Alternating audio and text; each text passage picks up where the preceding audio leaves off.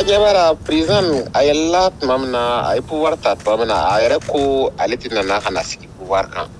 don ne a famya chogomna a fa atelia li ka kun di mogodoma ka sorata kelekera pisa ay reko te ni kera sorosi ike ngata keleleke donc amba flera ne kono ay chogoma ikun telia chogomna ale fan fele parce que ay reko a tuti fa ke président mais maintenant an y'a filɛ cogo min na population fana wulila tile filanin na ko ale le wulila ka coup d'état kɛ f'a ka sigi ale le diyara mɔgɔ ye jama kɔni mu yɔrɔ bɛɛ dɛ jama bɔra yɔrɔ bɛɛ jama ko f'a ka kɛ ale a ye pouvoir ta o lamina ale de la ko ɲɛbara pouvoir ko t'a kɔnɔ a ka sigi mais an fana ɲɛbara cogo min na mɔgɔ min fɛ ka tugu Rusi kɔ olu kɛra bilara ɲɛfɛ ka tɛmɛ tɔw kan alugu fɛ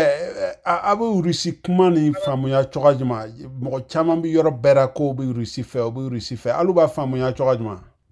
ne ya kɔni y'a faamuya bolo min kan a ɲɛbara Faransi lɔgɔ nana bɔ mɔgɔ ra a kan ka fɔ ten ni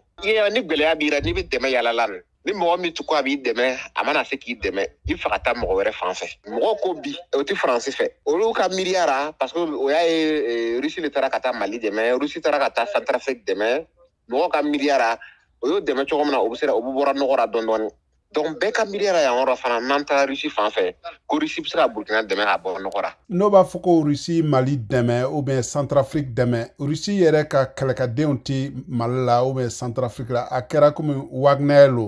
Wagner lo b'o dugu ninnu na et puis Mali fana bɛ to k'a fɔ ko marifa minnu bɛɛ nana ni avion ninnu ko budget Mali ka wari lo y'o san ko Rusi ma di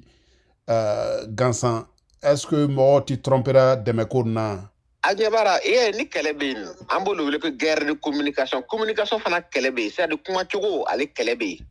mais mɔgɔ dɔw fana ɲɛbara ko Rusi yɛrɛ tɛ sera ka a yɛrɛ bɔ a ka guerre la Ukraine na est-ce que n'ale ma se ka nin guerre nin ɲɛnabɔ a bɛ se ka taa mɔgɔ wɛrɛ dɛmɛ wa bon gɛlɛya yɔrɔ ye min ye i ɲɛna an bɛ sigilen don farafinna yan yɔrɔ la kuma min bɛ fɔ ka kɛ yɔrɔ jan kuma ye dɔw b'a fɔra ko u sera dɔw b'a fɔra ko ti sera an b'olu fɔra olu bɛ ale le ye guerre de communication ye donc bi nan an kɔni bɛ Afrique indépendance fɛ an bɛ Burkina ka indépendance fɛ mais ka bɔ Faransi kɔ ka taa tugu Rusi kɔ ale fana ye ko wɛrɛ ye ka sɔgɔ assise kan est-ce que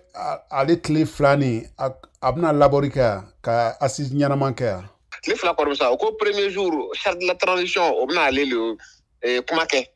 n'o sera k'ale adopter o dugusajɛ o bɛna se ka président kura bɔ mais bibi na caman na n'a ye ni organe kan ka bila place la c'est pas sûr que olu ka mɔgɔw bɛna ta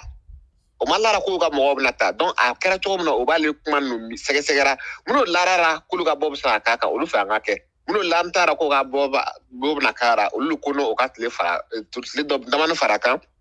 o fana b'a filɛ o bɛna se ka o ka bɔ a ra cogo min na